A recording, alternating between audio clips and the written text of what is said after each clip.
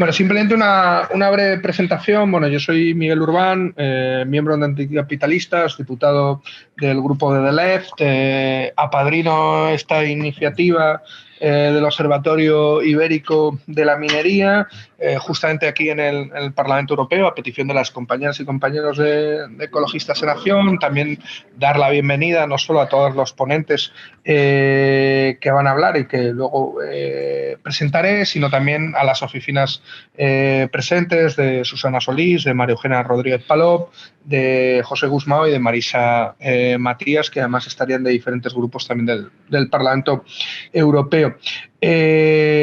Bueno, no voy a presentar yo ni mucho menos la iniciativa, simplemente poner 4 puntos, que es una iniciativa de ciudadanía ambiental lanzada con el apoyo del Ministerio Español de Derechos Sociales y la Agenda 2030, que cuenta con la participación de una docena de colectivos ibéricos del Estado español y de Portugal, y que busca hacer un mapeo y seguimiento de denuncias de infracciones y malas prácticas del sector minero en la península ibérica. Realmente quien lo presentará será John Evans, coordinador del área de minería, Ecologistas en Acción y miembro de este observatorio que está aquí presente, y que yo creo que explicará mucho mejor, bueno, pues por qué esta iniciativa, por qué ahora, por qué justamente en la Semana Europea de Materias Primas, y también habrá otras compañeras y compañeros al otro lado pues en este caso de la pantalla, que no han podido estar físicamente con nosotros, que serán Isidoro Averral, de Ecologistas en Acción, Nick Volker, de Minim Watch Portugal, Fructuoso Pontigo, de la Coordinadora de Ecologistas en Acción en Asturias, de Isabel García, de la plataforma Minatouro o Pintanón, y Juan Ortuño, de la plataforma Afectados por Metales Pesados de la Sierra Minera. Antes de darle la palabra justamente a los verdaderos protagonistas de este evento, yo simplemente comentar 3 elementos que me parecen fundamentales y también la importancia de este tipo de iniciativas ciudadanas. Yo creo que aquí hemos visto en los últimos años, y los que llevamos ya en este caso casi 2 legislaturas, podemos ver cómo se ha vivido una especie de fiebre verde o supuestamente verde en la Unión Europea, hablando mucho de transición energética, de transición ecológica, y yo creo que somos muy poco conscientes muchas veces del impacto que tiene esas políticas de capitalismo verde justamente en los territorios, ¿no? Muchas veces hablamos del sur global, y yo creo que es muy importante ver cómo esa fiebre verde de la Unión Europea para que haya coches eléctricos en Bruselas andando ha aumentado toda la cuestión extractivista en el sur global, pero también en los diferentes sures dentro de la Unión Europea, ¿no? Aquí yo creo que la península ibérica es un magnífico ejemplo. Mi madre es de Extremadura y estamos viendo en Cáceres cómo nos quieren poner una mina a cielo abierto a escasos kilómetros de la casa de mis abuelos, ¿no? O sea, que tú ves el impacto tan brutal que está teniendo esta nueva fiebre extractivista vinculado también con esa supuesta transición verde, que muchas veces tiene poco de transición, tiene menos de verde y nada tiene de justicia, ¿no? Además, yo creo que hay un elemento y último que quería apuntar, que es justamente el tema de la guerra de Ucrania, y cómo la guerra de Ucrania también está exacerbando la lógica extractivista y la lógica de acaparación de recursos y competencia interimperialista por esos recursos, ¿no? Y esto creemos que va a acelerar todos estos procesos extractivistas mineros, no solo en el sur global, sino también en Europa, y por eso el poder tener un espacio ciudadano donde se denuncien estas cuestiones yo creo que es fundamental. Y bueno, sin más, le doy la palabra a John Evans para que nos presente la iniciativa. Bueno, pues muchas gracias. Antes de nada, agradecerte a ti, Miguel, por ofrecernos hoy la posibilidad de estar aquí.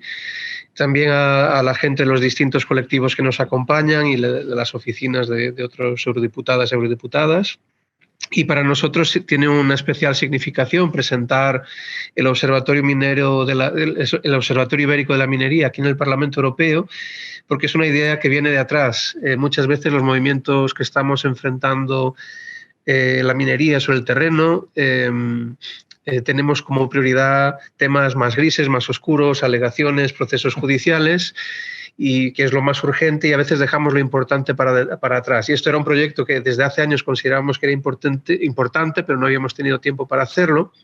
Y digo que tiene mucho que ver con el Parlamento Europeo, porque desde por lo menos 2014-2015 hemos venido distintos colectivos, algunas de las personas que también nos hablarán hoy, aquí para traer casos documentados de no cumplimiento de normas que afectan, digamos, a las funciones de la Comisión Europea como guardiana de los tratados.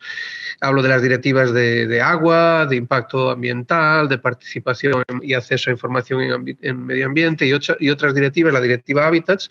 Y cuando traíamos aquí esas vulneraciones que se producían en los estados, sobre todo en nuestro caso del Estado español, y traíamos esos casos aquí, lo que siempre se nos decía, sobre todo los representantes de la comisión en esa comisión de peticiones, era que eran instancias aisladas, que no eran casos sistemáticos y que, por tanto, en base a eso no iban a actuar, y que en todo caso que las asociaciones nos apañásemos para, usando los remedios nacionales, léase el sistema de justicia que tan bien funciona, es ahí donde teníamos que, digamos, resolver todos los problemas que estábamos trayendo al Parlamento Europeo.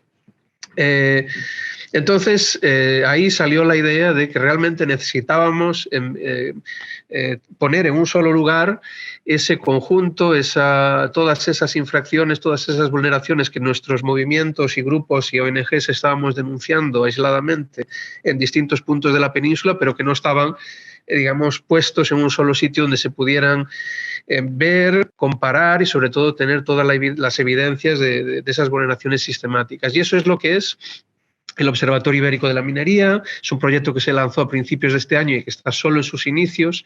Ahora mismo hay 30 casos documentados, tenemos una lista de más de 300 casos que queremos ir documentando. Es un proceso largo que también implica directamente a los distintos grupos que participan, porque es ese conocimiento local el que es fundamental para desarrollar estos casos y documentarlos bien.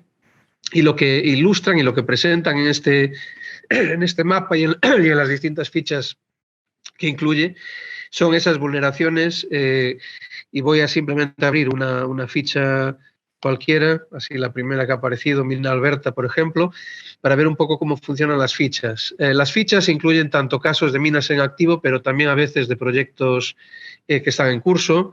Sabemos que hay un boom de proyectos mineros en la península ibérica, de litio y de otros metales, y un poco también en relación con esa narrativa de la demanda de metales para la transición ecológica, la transición energética. Y entonces lo que hacemos con estos distintos casos es presentar una información básica y después documentar las distintas infracciones. Estas infracciones a veces son ambientales, como pueden ser vertidos, como puede ser distintos impactos, pero a veces también en el ámbito administrativo, la falta de tramitación de evaluaciones de impacto ambiental cuando la ley así lo exige. Es el caso, por ejemplo, aquí de la que hemos abierto Mina Alberta, un proyecto de mina de litio que se empezó a tramitar en 2018 y que se tramitó sin evaluación de impacto ambiental. Esto que parece absurdo o insensato cuando lo decimos aquí en Bruselas pasa en esta mina y pasa en otras minas de las que están ya incluidas, como la de San Fins, como la de Barilongo. Todo esto, además, con una serie de vulneraciones también en temas de derechos civiles. Por ejemplo, es sistemático el problema que existe en el derecho al acceso a la información ambiental. Esto pasa en Cáceres, pasa en Andalucía, pasa en Galicia. Y el acceso a la información ambiental, conocer esos expedientes cuando se están empezando a tramitar, es fundamental para poder, por ejemplo, desde la sociedad civil, preparar informes técnicos alternativos para que no sea solo la visión de los informes, de los estudios de impacto ambiental que presentan las empresas. Uno de los casos que tenemos, por ejemplo, en la mina do Barroso, un proyecto de litio en el norte de Portugal, eso es una de las vulneraciones, entre otras, que hemos visto en los 2 últimos años, donde el gobierno, en este caso de Portugal, ha puesto todos los impedimentos posibles para que la sociedad civil, las comunidades locales pudiesen tener acceso a la información para hacer los contrainformes, digamos, que necesitaban, digamos, para participar informadamente en esos procesos. Entonces, decir que esto es un proyecto que está en curso, no me voy a alargar mucho más porque vamos a oír de distintas entidades participantes a través de casos concretos, pero decir que tenemos mucho por hacer y solo quería dejar una nota final que es, curiosamente, este evento en su día, en septiembre, lo propusimos para que se hiciese esta semana como parte de la Semana de Materias Primas de la Unión Europea que promueve DigiGrow. Y a final de septiembre propusimos que esto fuera un evento oficial, un side event de esa semana.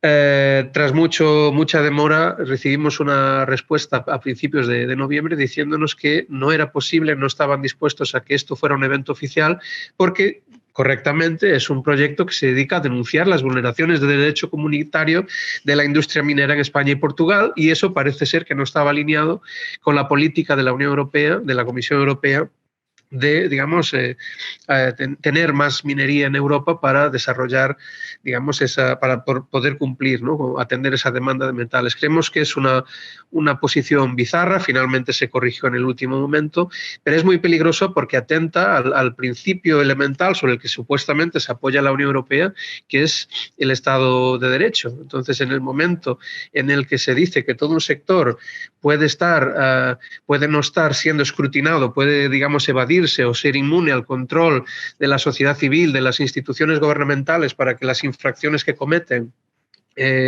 pues se resuelvan, ¿no? A través del sistema judicial, de los sistemas de control e inspección de las administraciones, es algo extremadamente preocupante porque entonces parece que todas estas vulneraciones que recogemos aquí, de la mayoría de directivas, como la Directiva Aguas, la Directiva de Evaluación de Impacto Ambiental, de acceso a la información y tantas otras, parece que se está dando carta blanca a todo un sector para incumplirlas con la excusa de que hay una demanda de metales, ¿no?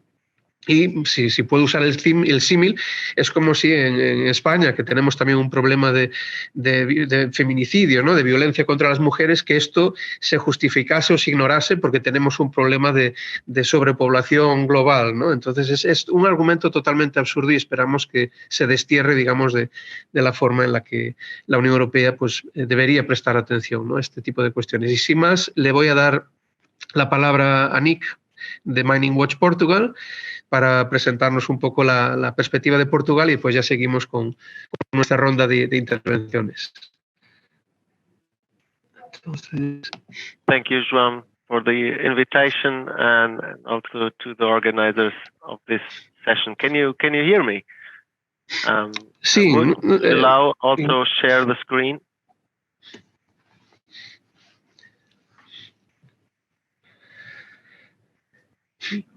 Okay, thank you.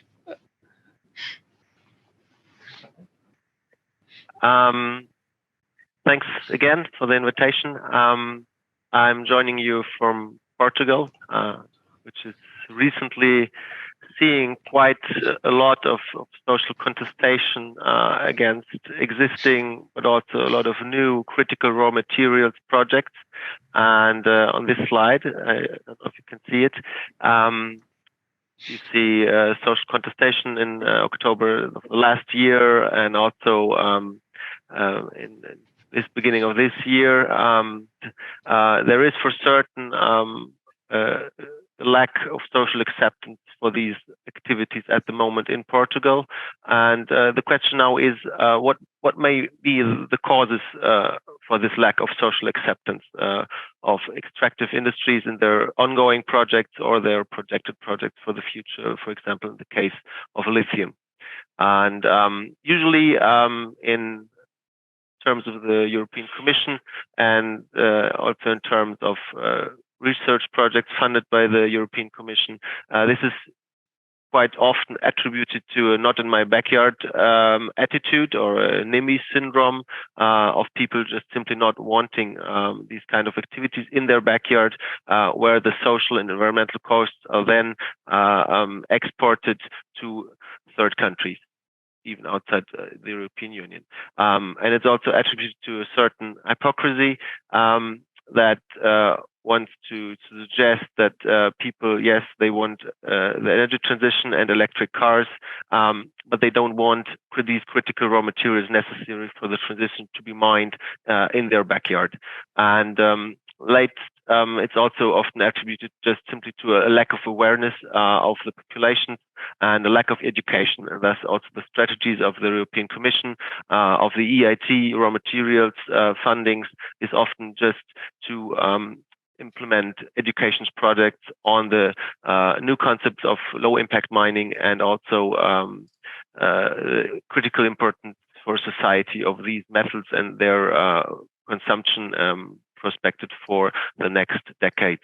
I want to present you in this case for Portugal today a different approach, kind of a rational choice approach of explaining social acceptance issues of extractive industries. As we see in these newspaper articles of the last years, there was on the left, you can see there was what we call the tragedy of Borba. It is a quarry that was situated right next to a municipal road, which by some rains then collapsed, and in 2018 resulted in the death of 15 people, both mining or quarry workers and people that were in road transit. And in the aftermath of this accident, this year, there's still law processes ongoing in court on the responsibilities, but also on the national body that is the responsibility, DGEC, the Directorate General for Geology and Energy. They admitted simply having a lack of manpower to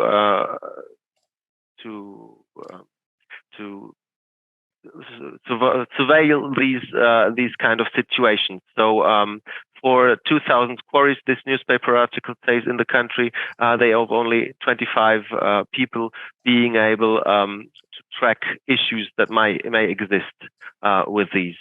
And so what we see in Portugal can also be described as a systematic social and environmental neglect. So there is a certain incapacity, both structural and monetary, of the public bodies to put the existing legislation on extractive industries into practice. And this also, you can also see in the case that we have now already done for the Mining Observatory, which we are very glad to be able to join, as we think it's a very important activity to map these cases. This case, you see Mina da Penasqueira here in the center of Portugal, which has a proven track record. It's a tungsten mine, still active, and it has a proven track record of research being done on heavy metal pollution, of acid mine drainage into one of the main rivers. There's a river that is supplying the Lisbon area with fresh water. And also there are papers already being published like 5 years ago, and a newspaper coverage being done on heavy metal pollution and drainage, both from a tailing site and also from the active mining waters. So this situation is known, but acting here in Portugal is often missing. So we're very glad to be being able to join the observatory and will supply these cases that I've mentioned, and probably a couple of dozens more within the next month. And here I will give you my contact. My name is Nick Welper. I'm joining you on behalf of Mining Watch Portugal, and there's also my contact in case there are questions arising. Thank you very much. Obrigado, Nick. Não sei se podes voltar a tornar-nos anfitriões. Yes, I will do. Y nada, darle la palabra ahora a Isidoro Albarreal, que nos acompaña desde Andalucía. Hola.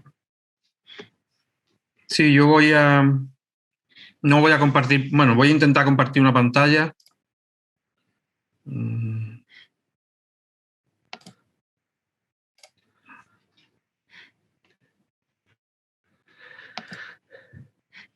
No sé si ahora mismo se ve. I've given back the host status to Miguel Orban and Joan. Isidoro, si quieres compartir pantalla, te tengo que hacer anfitrión y después nos vas a tener que hacer anfitriones de vuelta a nosotros. ¿Hacemos Vale. así o...? Sí, me explica luego cómo volveros.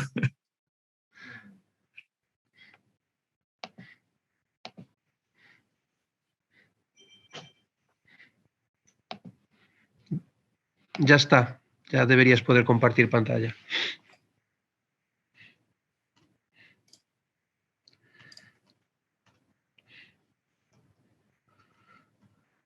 Sí. Un momento.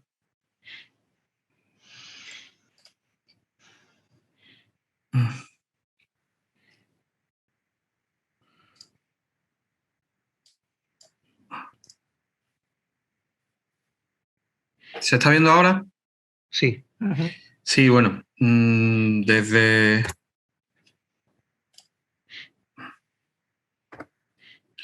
En Andalucía, bueno, está claro que para hablar de la minería hay que hablar, bueno, por supuesto, de la minería histórica que hay en Río Tinto desde hace mucho tiempo, pero del gran desastre que se produjo el 25 de abril de 1998 en la mina de Narcoya, ¿no?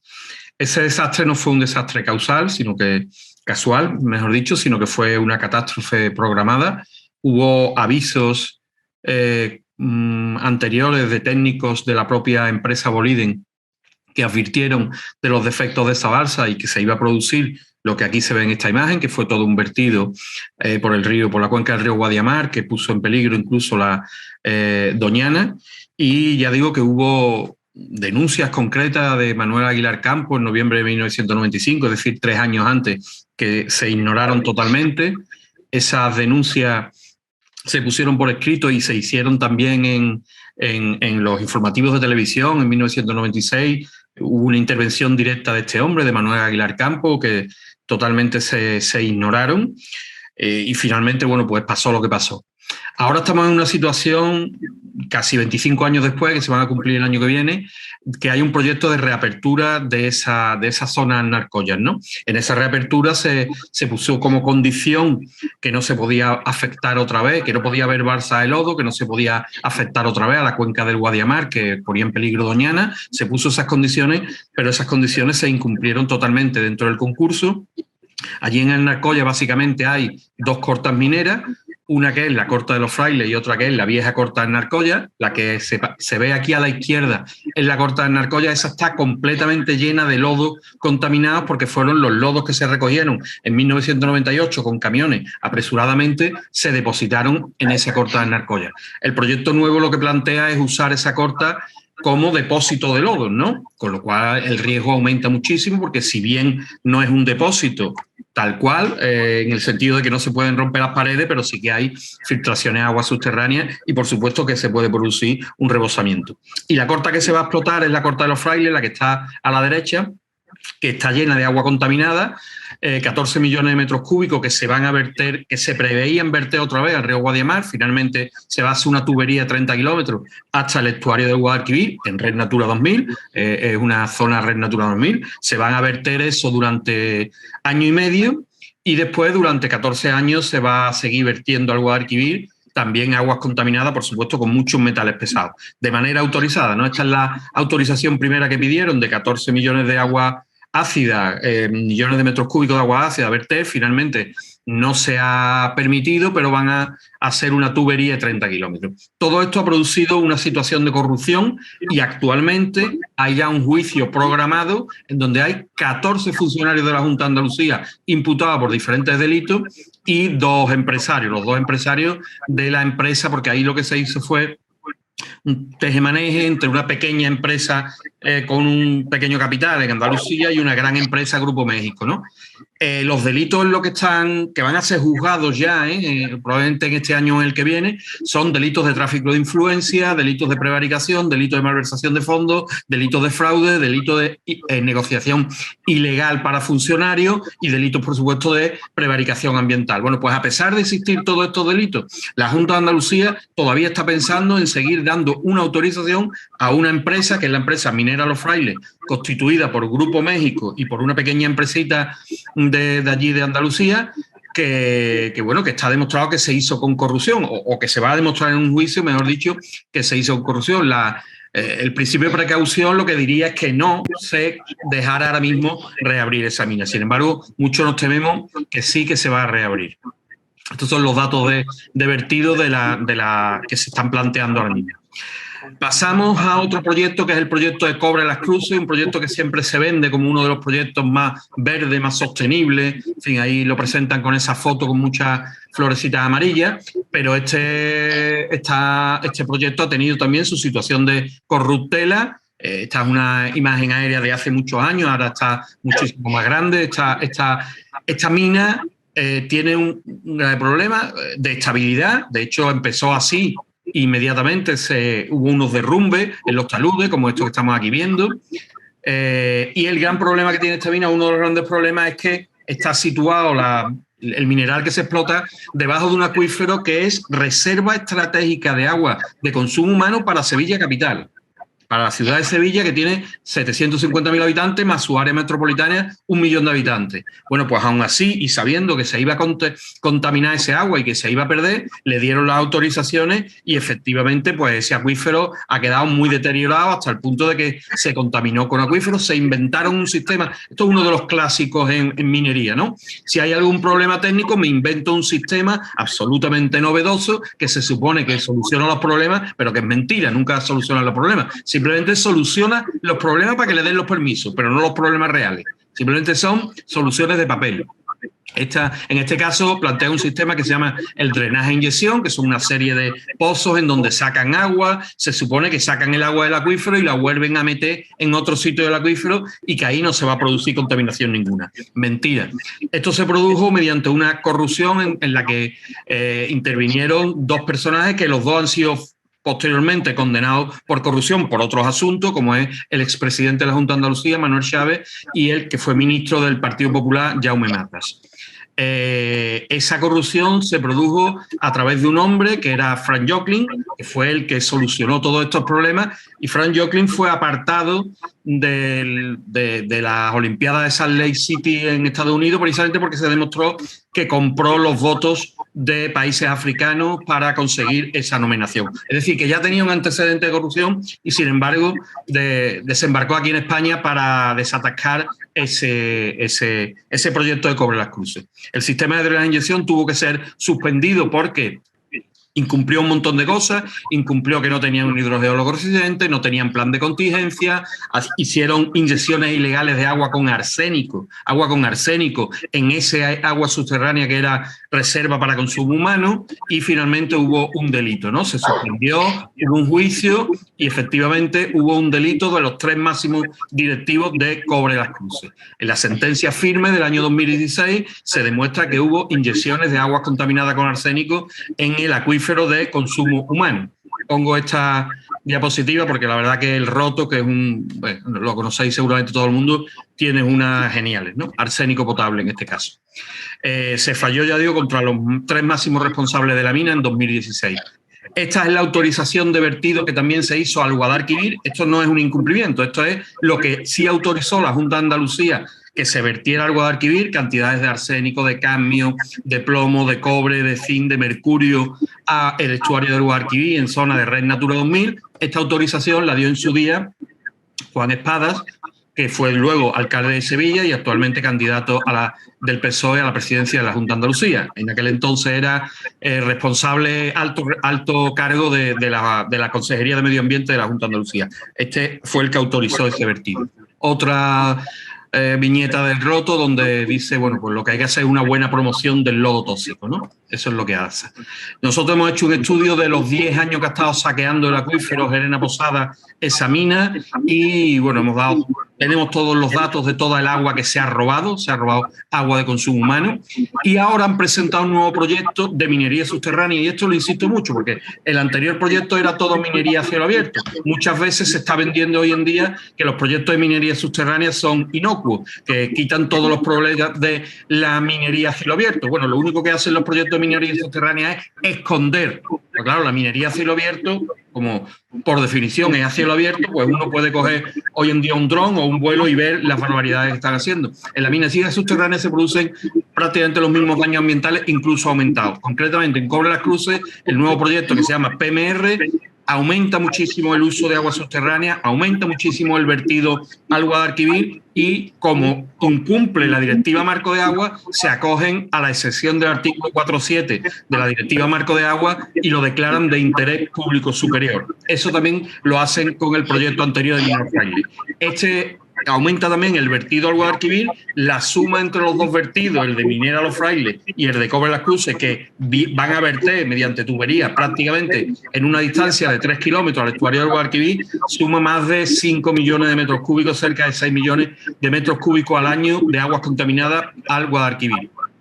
Estas son las tablas comparativas de cómo la minería a cielo abierto, que está a la izquierda, en realidad era todavía mucho menos contaminante que la minería subterránea, que lo va a hacer cuando finalmente se ponga a funcionar. Ahora mismo todavía no está funcionando. Y nos pasamos ya al tercer gran proyecto en Andalucía, que es el proyecto de Río Tinto. Y esto cierra el círculo porque volvemos prácticamente a la situación, iba a decir de 1998, pero no, volvemos a la situación de 1995, con las denuncias que entonces se hicieron de que iban a reventar las balsas.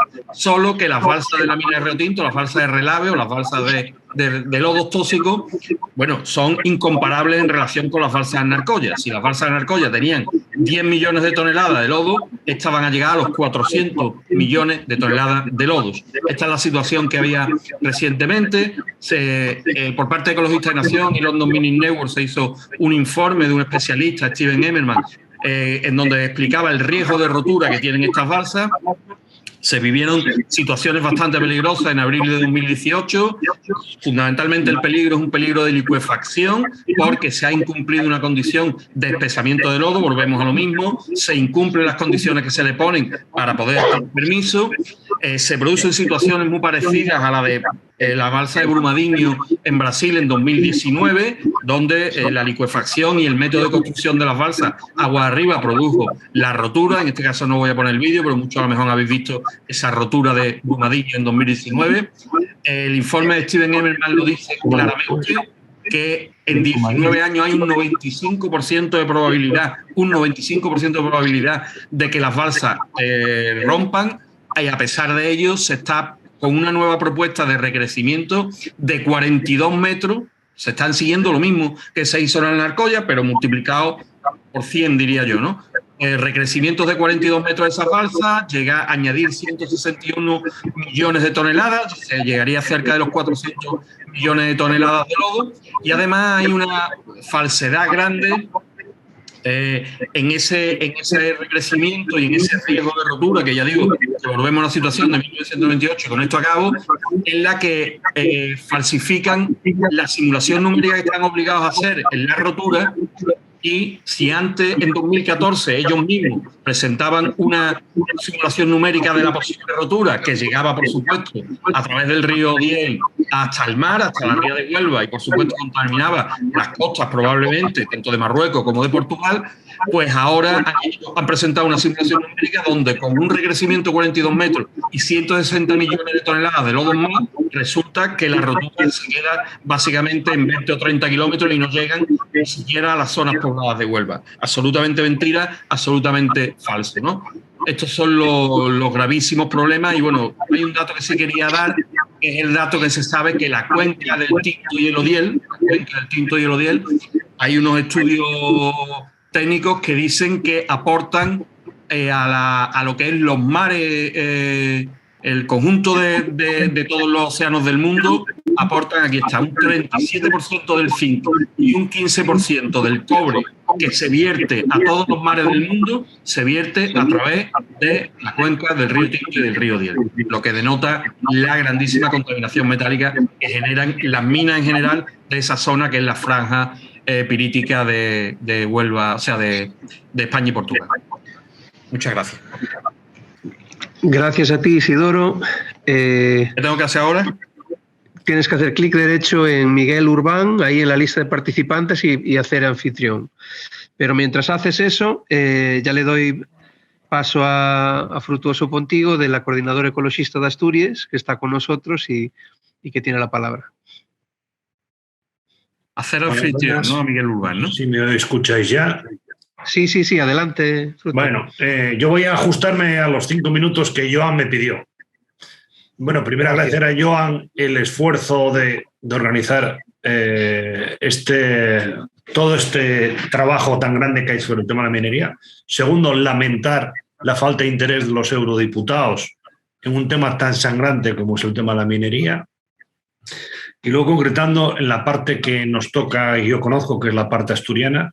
Desgraciadamente en Asturias tenemos un histórico importante de minería, tenemos centenares de minas, tanto de metales, mercurio, sobre todo con un grave impacto, de oro, ya todavía algunas quedan de la época romana, y de carbón, que son las más conocidas.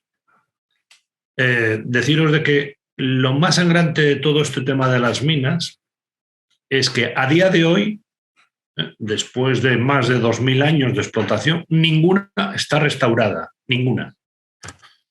Ni las antiguas ni las nuevas. Las únicas que están en proceso de restauración es a cuenta del capital público. O sea, tenemos que ser los ciudadanos vía impuestos los que paguemos la restauración de las minas después de que las empresas han llevado el dinero y los beneficios.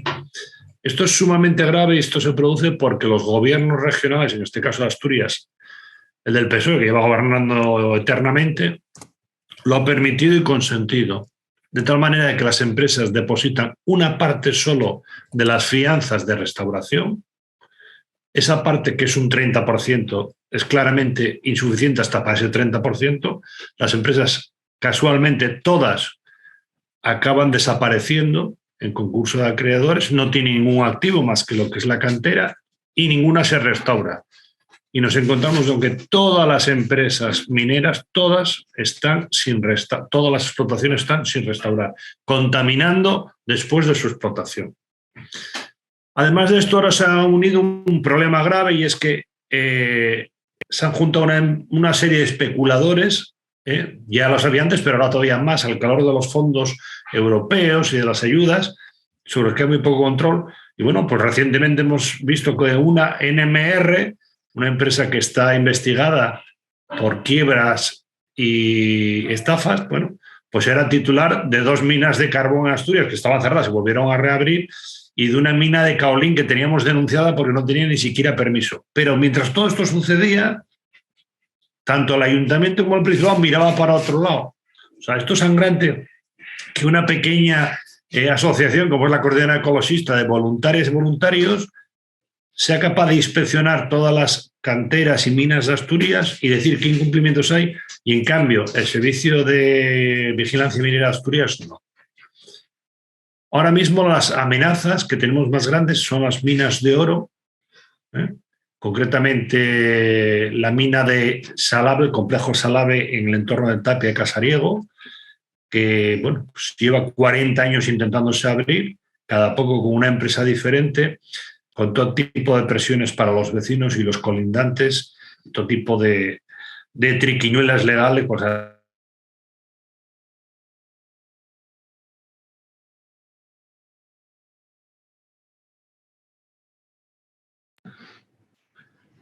no te escuchamos, Fruti.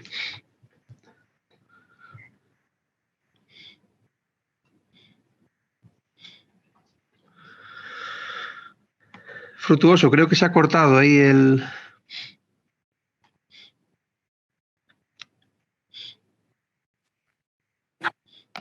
Nos parece muy grave que la mina de Belmonte y Salas siga funcionando a pesar de que tiene reconocido vertidos continuos, tiene una denuncia penal pendiente de la que la Fiscalía lo tramite por un defecto de forma, pues se les deja funcionar y contaminando, lo cual es sorprendente, ¿no?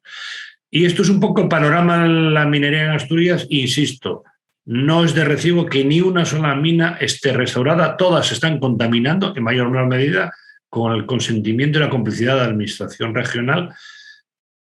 Nada más, es lo que os quería contar. Muchísimas gracias, Frutuoso, también por ajustarte al tiempo y por todo el trabajo que hacéis ahí en Asturias. Le daría paso ahora a Isa, desde Touro. Hola, buenos días, casi tardes. ¿Me escucháis bien? ¿Se escucha? Sí. Vale. Bueno, en primer lugar quería daros las gracias por contar con nuestra participación en esta presentación del Observatorio Minero, de la página del Observatorio Minero, y agradecer también que podamos en este marco, aunque con poca participación de los miembros del Parlamento, que sí les pueda llegar nuestro mensaje. Bueno, hay más casos, pero yo me voy a centrar en dos de los casos que hemos documentado en MINOB de Galicia, que son un poco reflejo de lo que estáis trasladando, tanto desde Andalucía o desde Extremadura o desde lo que luego comentará también Juan seguramente, que es una práctica ya común en lo que se viene produciendo en la minería en nuestro país. Los casos de los que hemos documentado con más detalle desde nuestro ámbito, bueno, pues está el caso de la mina de San Fins y el caso de la mina de Touro. Son dos minas que se han cerrado hace décadas, una de extracción de wolframio y otra de extracción de cobre a cielo abierto, cerradas y clausuradas sin restauración, sin un plan de restauración, y con continuos daños al medio. Estas dos minas están en una situación de denuncia permanente por parte de la sociedad, de los vecinos y de las asociaciones medioambientales. La Administración es conocedora de los daños que se están provocando, de la ausencia de estos planes de restauración, y aún así no se toman medidas en contra de las empresas. Entre otras cosas porque unas veces argumentan que la empresa no existe o no se sabe quién es el titular en algunos casos. En otros casos se sabe quién es el titular, pero se intentan evadir en normativas que van cambiando según les conviene a las empresas titulares. Por centrarme en el caso de Touro, tenemos un problema de afectación de drenaje ácido de mina y de carga de metales pesados continuos a las aguas, a las tierras, al lado de la población. A las aguas de dominio público hidráulico y a las aguas subterráneas existen denuncias, existen quejas. Nuestras administraciones locales son conocedoras por escrito, verbalmente y a través de numerosos vídeos y numerosos documentos. Digamos que es una situación que es sabedora la administración local, autonómica, estatal y también a nivel de Europa, porque así lo hemos manifestado también en la Comisión de Peticiones en el Parlamento Europeo. También nuestra justicia es conocedora de esta situación. Los órganos medioambientales de vigilancia medioambiental, SEPRONA o Fiscalía, juzgados, son todos conocedores de estas situaciones. Sin embargo, nos encontramos con que parece que nadie quiere hacer cumplir la ley o poner una sanción a quien esté incumpliendo. Si es un pequeño agricultor quien incumple porque tale un árbol al lado de un río, inmediatamente tiene una multa. Sin embargo, una empresa de estas características puede estar dañando y vertiendo permanentemente a las aguas de dominio público hidráulico, que no se hace nada. Podemos solicitar que se analice la calidad del aire de nuestro entorno, podemos solicitar que se analicen las tierras de nuestro entorno para saber qué podemos estar respirando, pero no lo hacen nunca. A la población no se nos tiene en cuenta para nada. Luego argumentan que hay problemas de cambio climático, que hay enfermedades que vienen motivadas por plagas, por virus, por contaminación, pero nadie se preocupa en analizar de dónde procede y qué es lo que está provocando de manera continuada que nuestras aguas cada vez sean de peor calidad y tengamos más problemas de salud en entornos cercanos a este tipo de explotaciones. yo no me voy a repetir en lo que han comentado ya pues tanto Isidoro como Fruti de las prácticas que hacen las empresas mineras. A nosotros nos llama la atención que nuestras administraciones prefieran hacerse las fotos con las empresas mineras que están incumpliendo la ley a hacerse la foto con nuestras quejas y cumplir las sanciones a esas empresas. Existen las leyes solamente para estas empresas, no existen las leyes para obligarles a cumplir y para sancionarles. En el caso de Touro, nosotros estamos reclamando una recuperación de las aguas y evitar que se sigan contaminando las aguas que vierten a nuestra segunda cuenca hidrográfica en importancia en Galicia, que es el río Ulla, y que van cargadas de aguas contaminadas procedentes de la mina abandonada y cerrada de Touro. Y sin embargo no existe ninguna sanción y existen trabas continuamente por parte de la Administración para darnos acceso a la documentación de los expedientes. Y de hecho, pues tenemos que acudir a los tribunales para poder acceder a esa documentación. Después de meses y años en espera, todavía seguimos a la espera. Nos asombra muchísimo ver cómo, por ejemplo, una empresa a la que se le ha denegado un proyecto de reapertura de la mina de Touro, en este caso, que hace 2 años que se le ha denegado ese proyecto de reapertura de la mina, una empresa que crea aquí Atalaya Mining, una gran multinacional que ya nos ha contado Isidoro cómo se las gasta en Andalucía, pues en Touro crea una pequeña empresa para convertirla en lo que tienen en Río Tinto, cuando aquí tenemos otros medios de vida. A pesar de tener un proyecto denegado, ellos siguen con su campaña de difusión y de promoción y de lavado de cara, e incluso llegan a recurrir esa resolución y esa DIA, y acudimos a los juzgados también para intentar que no sigan adelante. Nos sorprende muchísimo tener que estar la sociedad, las personas en esta situación de batalla continua contra este tipo de adversidades y contra este tipo de empresas que de manera reiterada no cumplen nunca. Y de manera reiterada hablan de minería sostenible y verde, cuando la minería ni es sostenible ni es verde. Podrán hacer minería de lo que quieran, pero no pueden denominarle minería sostenible ni verde, porque no lo será nunca. Nosotros queremos invitar a todas las personas que puedan escuchar estas intervenciones.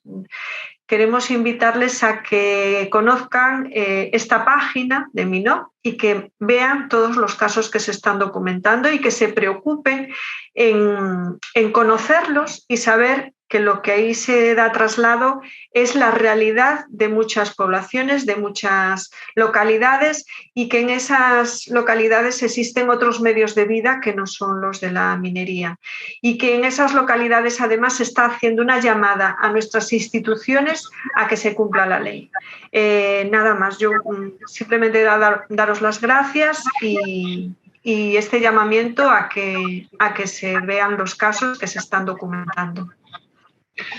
Muchísimas gracias, obrigado Isa, por todo. Damos paso a Juan Ortuño, de la Plataforma de Afectados por los Metales Pesados de la Sierra Minera de Cartagena.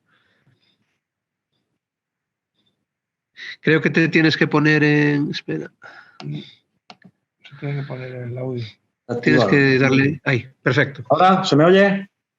Sí, ahora sí, ahora sí. Sí, hola, buenos días. Bueno, yo lo primero quiero agradecer esta invitación, agradecer a todos mis compañeros también que hayan participado, porque cada día se aprende de ellos, de la situación en la que están viviendo. Y no quiero repetirme lo que todos han hablado de cómo actúan las empresas mineras, porque se ve que en todos esos sitios es igual. Aquí en la región de Murcia, en concreto en Cartagena, en el Llano del Beal, donde vivimos nosotros, es exactamente lo mismo. Montones de concesiones mineras caducadas sin restaurar, que están contaminando. Solamente quería mencionar dos de estas grandes contaminaciones que se realizan. Una es la bahía de Portmán, gracias al lavadero Roberto, y otra es la contaminación que sufre el Mar Menor por metales pesados a través de las Ramblas, cuyo nacimiento son las balsas de residuos mineros que tenemos nosotros en la población donde vivimos. Donde yo vivo, en el Llano del Beal, tenemos estas balsas mineras a escasos 10-15 metros de las viviendas, de los patios del patio del colegio donde juegan los niños, el colegio público San Ginés de la Jara. Y por suerte o por desgracia, a diferencia de mis compañeros, nosotros sí que tenemos constatado por científicos y por las autoridades médicas que hay una contaminación, hay una gran contaminación, ya no solamente en el medio ambiente, que afecta a toda la red Natura, todo lo que he hablado antes pertenece a la red Natura, sino que ahora está afectando a las personas, ¿no? Por desgracia, se realizaron unos análisis en el pueblo para controlar los metales pesados y todas las personas que realizó estos análisis dieron positivos en metales pesados. Después de esta criba se realizó un estudio epidemiológico en la que la Comunidad Autónoma de la Región de Murcia dijo quién podía participar en este estudio y vino a decir más de lo mismo. Hay alto contenido de metales pesados en el organismo de las personas que vivimos en la Diputación del Llano del Beal. Quiero decir, siempre pongo el mismo ejemplo porque es algo que me llega de muy, muy cercano. En mi familia, mi mujer y mi hijo tuve la suerte de que pudieron participar en este estudio. En el primer análisis que se realizaron dieron 1,6 y 1,9 microgramos por decilitro de sangre de plomo. 6 meses después, en el estudio epidemiológico, esto había subido 1,5 puntos. Quiere decir que se evidencia que los seres humanos estamos expuestos y que nos estamos contaminando por culpa de estas empresas mineras que se marcharon y no restauraron nada. Y por culpa de las administraciones públicas que no hacen absolutamente nada. No me quedo solamente ahí. Nosotros sí tenemos constatado también por el Seprona y por varias autoridades médicas que esta contaminación llega y esta contaminación es mala. Si nos vamos a la literatura científica y la literatura médica, dice muy claro que cualquier cantidad de metales pesados en el organismo, o pequeño que sea, es perjudicial, ¿no? Y sobre todo afecta a nivel neurológico, a nivel cognitivo, de los niños y de las personas mayores, que son los más afectados. En el Colegio Público San Ginés de la Jara se realizó una muestra en el patio donde los niños juegan, donde los niños se comen el bocadillo, y lo realizó el Seprona y dio 1000 veces superior los niveles de plomo, arsénico, cadmio y zinc. En un patio de colegio donde los niños juegan a diario, juegan continuamente. Bueno, pues sabemos que el 24% de estos niños del Colegio Público San Ginés de la Jara tienen necesidades especiales a las horas de los estudios. Y la literatura médica lo dice muy claro, dónde afecta el nivel cognitivo. Está claro que esto está afectando a la salud, está claro que produce muchísimas enfermedades porque todos estos metales son cancerígenos, son neurotóxicos, son degenerativos. Y en esta zona el índice de cáncer solamente de la Diputación del Pueblo, de 1.800 habitantes, supera con creces a la de toda la región de Murcia.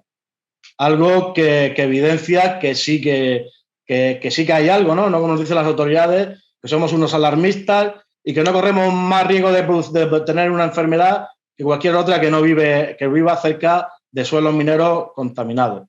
Como ya he dicho, las balsas de residuos mineros están sin restaurar, están a escasos 10 metros de las viviendas, que lo que lleva con la erosión eólica y la erosión hídrica se transporta dentro y se mete dentro incluso de las viviendas. Ya se han realizado estudios con filtros y se ve claramente cómo estos metales pesados llegan a las viviendas, ¿no? Entonces, solamente decir eso, nos están envenenando, nos están matando, es un veneno silencioso. Lo que pasa es que se acumula y da la cara después, por eso dicen que no hay riesgo. La Organización Mundial de la Salud lo dice muy claro. Entonces me gustaría decir a todas las autoridades públicas que no tienen que inventar nada, solo tienen que aplicar las leyes y hacer que estas empresas que han venido a destruir el terreno, a dejar la tierra con cicatrices, que restauren. La ley lo dice todo. En este pueblo tienen una vida minera muy antigua, tienen muchos años de minería, ¿no? Y por desgracia la minería se llevó la vida de nuestros abuelos, pero lo que no vamos a permitir es que se lleve la de nuestros hijos. Por eso siempre mi apoyo y mi fuerza para todos estos compañeros que están luchando para que estas empresas devoradoras, destructoras del medio ambiente, no se afinquen en su terreno. Muchísimas gracias. Muchísimas gracias, Juan, y mucho ánimo. Y bueno, a toda la gente, a todas las participantes que habéis intervenido, yo ahora le pasaría la palabra a Miguel para cerrar o para hacer alguna valoración, tal vez, de lo que hemos escuchado. Bueno, justamente una pequeña aclaración primero. La verdad es que hasta el martes no tuvimos el cartel para poder difundir este acto. Entonces, con una agenda compleja, ha sido difícil el que otras oficinas puedan participar, pero hay que poner en valor que hay 5 oficinas presentes en este acto de forma telemática y presencial en la sala, y otras 7 están informadas, y a las cuales en total mandaremos tanto la grabación que hemos hecho de la actividad de hoy y también, evidentemente, la información en torno al observatorio que nos habéis hecho llegar.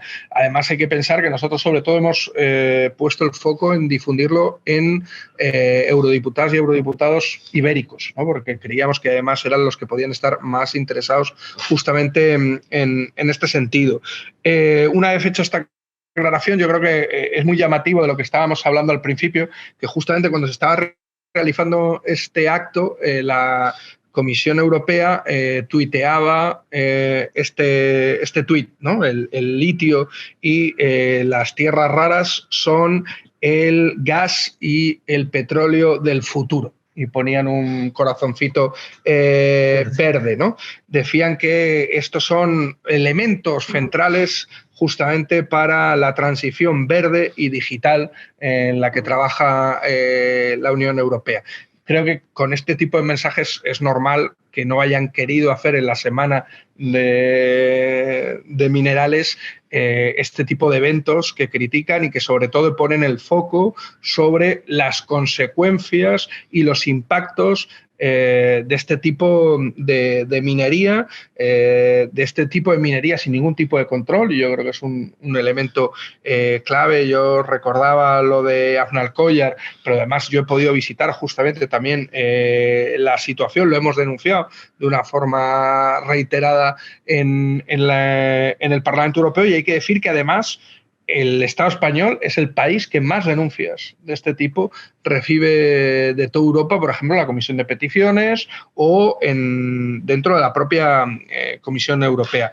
Desde aquí, simplemente porque tampoco tenemos muchísimo tiempo, el compromiso para seguir trabajando, para dar voz a este tipo de denuncias y también para intentar buscar soluciones que pasan, evidentemente, por un modelo económico y de desarrollo totalmente diferente al que esta supuesta transición verde está intentando impulsar, como veíamos recientemente con el mensaje que habían mandado en torno al litio y las tierras raras, ¿no?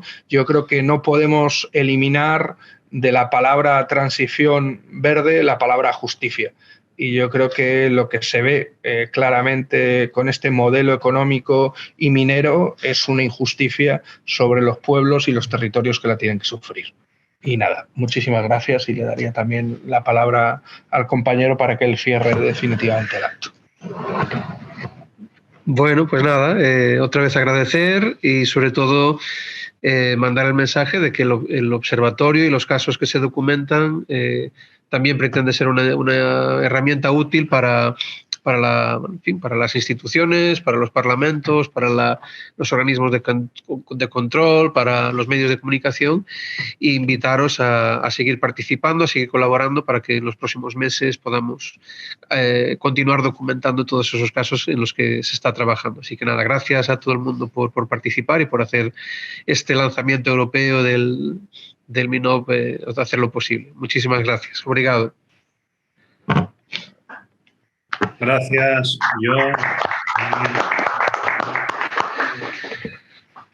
Chao. Chao. Chao.